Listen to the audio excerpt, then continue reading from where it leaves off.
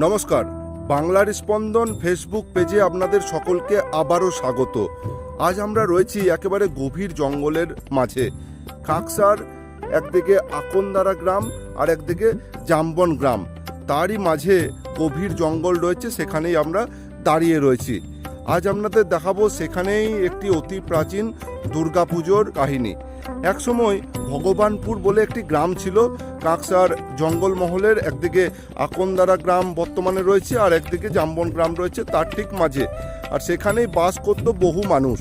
সেখানে একবার ডাকাতদের আক্রমণ ঘটে এবং হিংস্র জীবজন্তুদের যে ভয়ঙ্কর আক্রমণ ঘটে, তখনই কিন্তু গ্রামবাসীরা প্রাণ বাঁচানোর জন্য তারা সেইখান থেকে ছেড়ে চারিদিকে চলে যান। ভগবানপুর ঠিক গ্রাম যেখানে ছিল সেই পাশেই একটি তারা জামের বাগান ছিল, সেখানেও কিছু মানুষ চলে আসেন এবং সেখানে তারা বসতি গড়ে তোলেন জামের বাগানে। পরবর্তীকালে সেই জায়গাটির নাম হয় জামবন।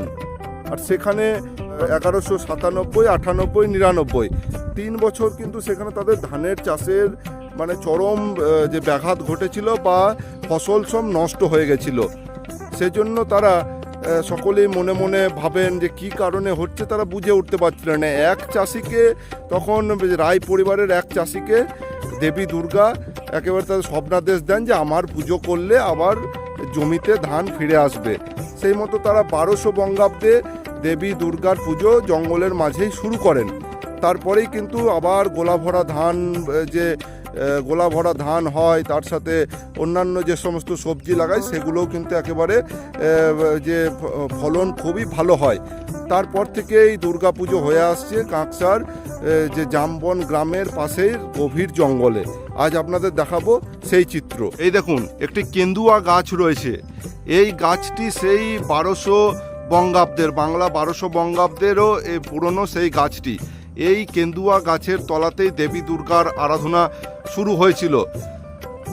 আজও কিন্তু সেখানে বছরের বিভিন্ন সময় পূজিত হন দেবী দুর্গা। দুর্গাপুজোর দিনগুলিতে বর্তমানে গ্রামে যে প্রতিমা নিয়ে আসা হয়, তারপরেই দেবীকে পূজিত করা হয়। তবে সেই যে প্রাচীন দিনে বা 1200 বঙ্গাব্দে যেভাবে পুজো শুরু হয়েছিল, আজ কিন্তু সেইভাবেই কিন্তু একেবারে খোলা আকাশের নিচে কিছু যে হাতি ঘোড়ার মূর্তি রয়েছে, সেই হাতি ঘোড়ার রূপকেও কিন্তু বছরের বিভিন্ন সময় পুজো করা হয়। জঙ্গলের মাঝে শ্যামারূপা মাকে পুজো করতেন গোটা গ্রামের মানুষজনই, কিন্তু ওখানে যাতায়াতের একটা সমস্যার সৃষ্টি হচ্ছিল। সেই জন্য গ্রামের মানুষজন সকলেই ঠিক করেন যে গ্রামের মধ্যেই একেবারে দশভুজার প্রতিমা নিয়ে এসে তারা পুজো করবেন। সেই জন্য এই গ্রামেই জামবন সার্বজনীন দুর্গা মন্দির গড়ে ওঠে 1982 সালে। তারপরেই এইখানেই আরো জাঁকজমকভাবে পুজো করা হয় দেবী দুর্গাকে।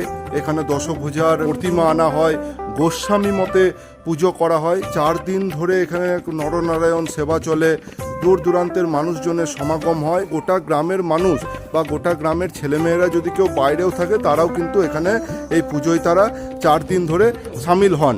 আমি একটু দেখাবো, দেখুন এই মন্দিরের ভেতরটাও আপনাদেরকে একটু দেখানোর চেষ্টা করব। বড় বড় প্রতিমা যেরকম তৈরি হয়, ঠিক একইভাবেই কার্তিক, গণেশ, লক্ষ্মী, সরস্বতী, দেবী দুর্গা, সিংহ, মহিষাসুর সবটাই কিন্তু রয়েছে, সেটাও কিন্তু দেখা যাচ্ছে।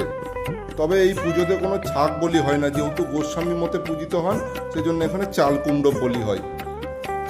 কেমন লাগলো আজকে আপনাদের এই প্রাচীন দুর্গাপুজো, আপনারা কমেন্টে অবশ্যই জানান এবং আগামীকাল পর্যন্ত আপনারা অপেক্ষা করুন নতুন কিছু দেখার জন্য। সকলে সুস্থ থাকুন, ভালো থাকুন।